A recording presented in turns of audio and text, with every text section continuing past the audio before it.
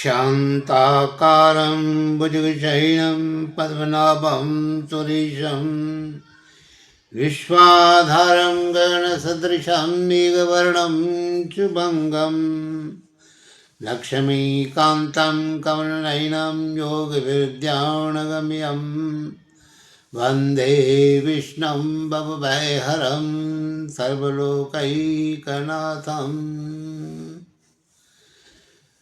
विष्णु पुराण में भगत प्रहलाद की कथा का उल्लेख आया है।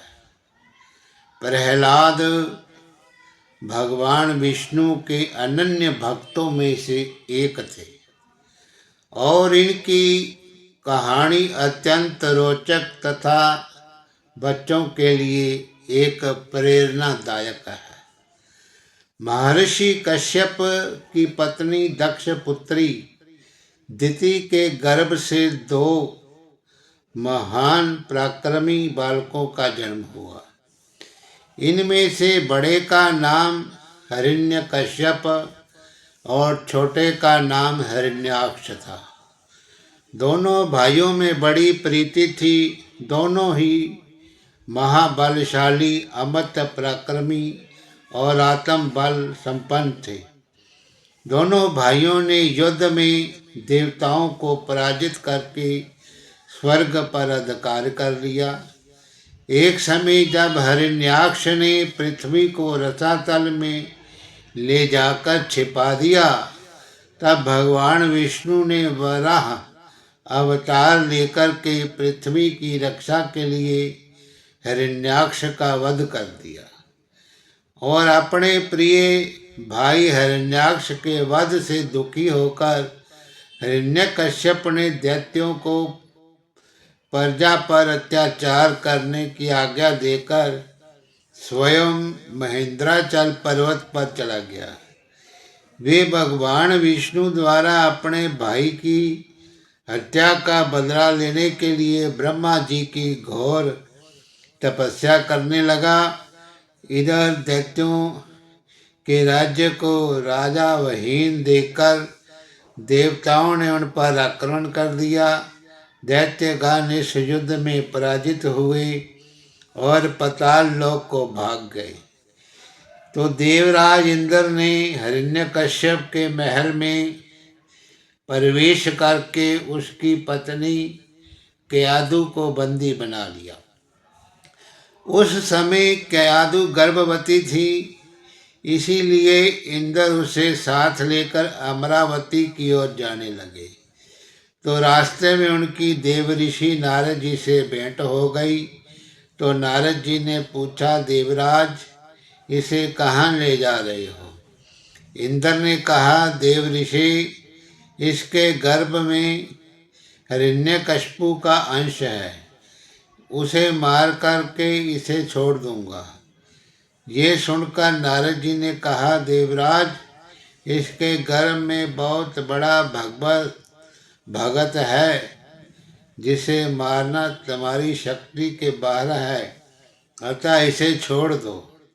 तो नारद जी के कथन का मान रखते हुए इंद्र ने कयादु को छोड़ दिया और अमरावती चले गए। तो नारद जी कयादु को अपने आश्रम में ले गए और उससे बोले, बेटी, तुम यहाँ आराम से रहो जब तक तुम्हारा पति अपनी तपस्या पूरी करके नहीं लौटता। कयादु उस पवित्र आश्रम में नारद जी के सुंदर प्रवचनों का लाभ लेती हुई सुखपूर्वक रहने लगी, जिसका गर्भ में पल रहे शिशु पर बड़ा गहरा प्रभाव पड़ा। समय होने पर कयादु ने अपने एक पुत्र को जन्म दिया, जिसका नाम प्रहलाद रखा गया।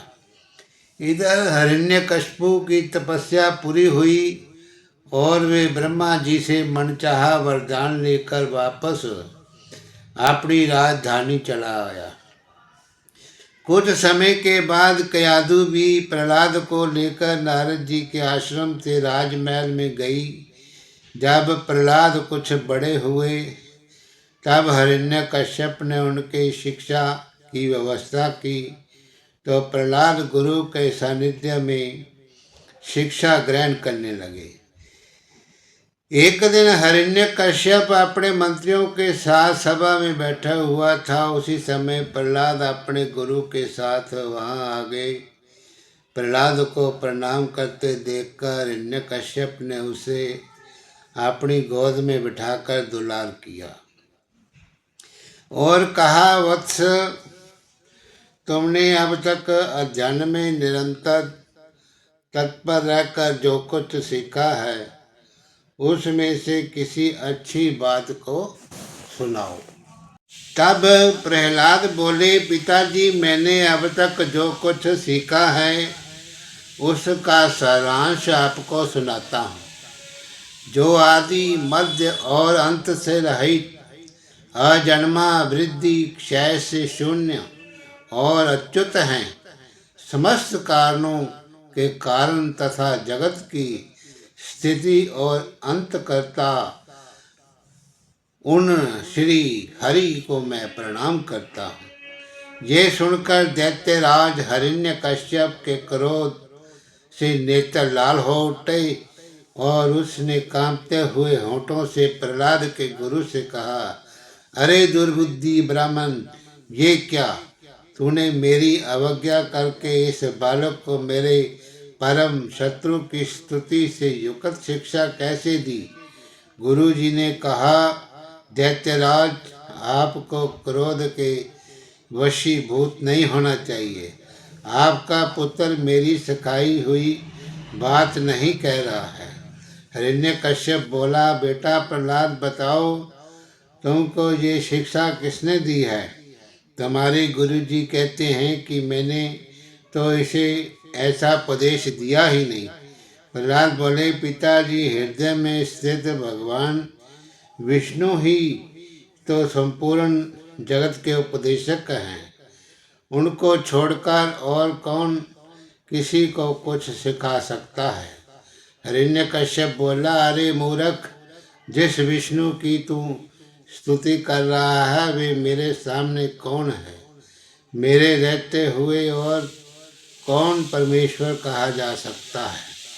फिर भी तू मौत के मुख में जाने की इच्छा से बार बार ऐसा बक रहा है। तो ऐसा कहकर हिरण्यकश्यप ने प्रहलाद को अनेक प्रकार से समझाया, पर प्रहलाद के मन में श्री हरि के प्रति भक्ति और श्रद्धा भाव को कम नहीं कर पाया। तब अत्यंत क्रोधित होकर हिरण्यकश्यप ने अपने सेवकों से कहा कि अरे ये बड़ा दुरात्मा है, इसे मार डालो। अब इसके जीने से कोई लाभ नहीं, क्योंकि ये शत्रु प्रेमी तो अपने कुल का ही नाश करने वाला हो गया है।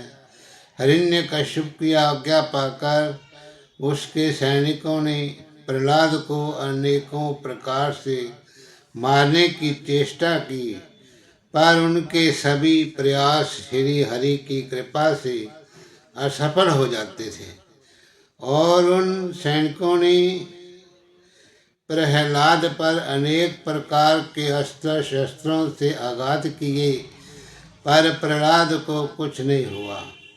उन्होंने प्रहलाद के हाथ पैर बांधकर समुद्र में डाल दिया, पर प्रहलाद फिर भी बच गए। उन सब ने प्रहलाद को अनेकों विषैली सांपों से डसवाया और पर्वत शिखर से गिराया, पर भगवत कृपा से प्रहलाद को कुछ नहीं हुआ।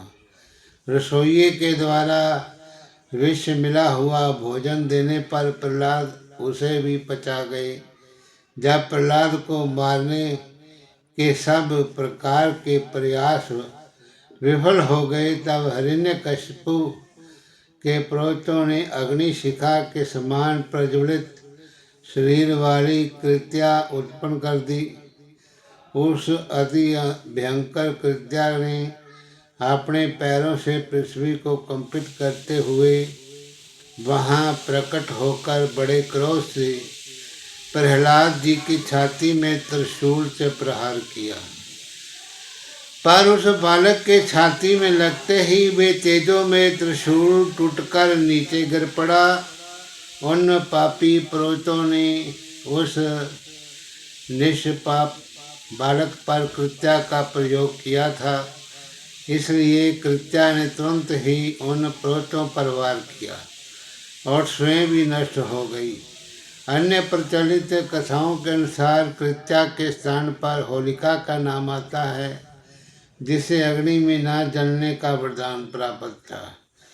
होलिका प्रहलाद को अपनी गोद में लेकर प्रज्वलित अग्नि में प्रवेश कर गई, पर ईश्वर की कृपा से प्रहलाद को कुछ भी नहीं हुआ और होलिका जलकर के भस्म हो गई।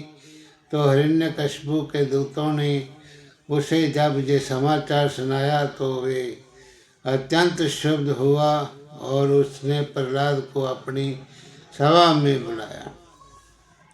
तो हिरण्यकश्यप ने प्रहलाद से कहा, रे दुष्ट, जिसके बल पर तू ऐसी बहकी बातें करता है, तेरा वे ईश्वर कहाँ है?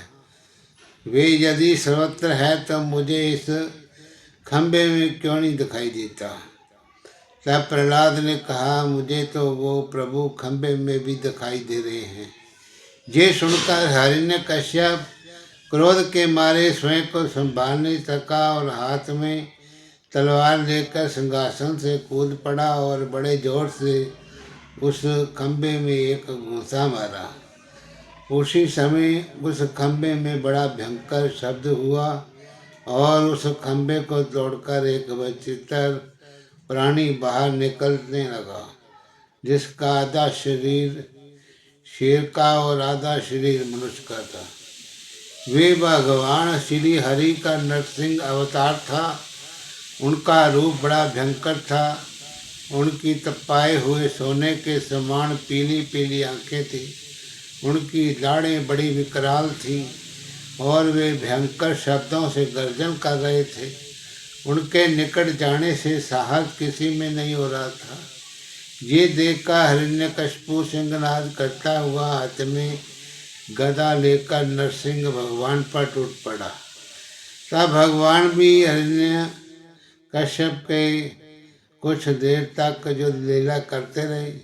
अंत में उसे झपट कर दबोच लिया और उसे सभा के दरवाजे पर ले जाकर के अपनी जांघों पर गिरा लिया और खेल ही खेल में अपने नखों से उसकी छाती को फाड़ करके उसे पृथ्वी पर पटक दिया। तो फिर वहाँ उपस्थित अन्य असुरों और दैत्यों को खदेड़ खदेड़ कर मार डाला। उनका क्रोध बढ़ता ही जा रहा था, परंतु वे हिरण्यकश्यप की ऊंची सिंहासन पर विराजमान हो गए और उनकी क्रोध पूर्ण मुखाकृति को देखकर किसी को भी उनके पास जाकर उनको प्रसन्न करने का साथ नहीं हो रहा था। हिरण्यकशिपु की मृत्यु का समाचार सुनकर उस सभा में ब्रह्मा, इंद्र, शंकर, सभी देवगण, ऋषि, मुनि, रिद्धि, सिद्ध, नाग, गंधर्व आदि पहुँचे और थोड़ी दूरी पर स्थित होकर के सभी ने अंजलि बांध करके भगवान की अलग अलग से स्तुति की, पर भगवान नरसिंह का क्रोध शांत नहीं हुआ। तब देवताओं ने माता लक्ष्मी को उनके निकट भेजा, पर भगवान ने उग्र रूप को देख कर के वे भी भयभीत हो गई। तब ब्रह्मा जी ने प्रहलाद से कहा, बेटा, तुम्हारे पिता पर ही तो भगवान क्रुद्ध हुए थे, अब तुम ही जाकर उनको शांत करो। तब प्रहलाद ने भगवान के समीप जाकर हाथ जोड़कर साष्टांग भूमि पर लेट गए, उनकी स्तुति करने लगे। बालक प्रहलाद को अपने चरणों में पड़ा देकर भगवान दयार्द्र हो गए। उसे उठाकर गोद में बिठा लिया और प्रेम पूर्वक बोले, वत्सल प्रहलाद, तुम्हारे जैसे एकांत प्रेमी भगत को यद्यपि किसी वस्तु की अभिलाषा नहीं रहती, पर फिर भी तुम केवल एक मन्वंतर तक मेरी प्रसन्नता के लिए इस श्लोक में दैत्याधिपति के समस्त भोग स्वीकार कर लो।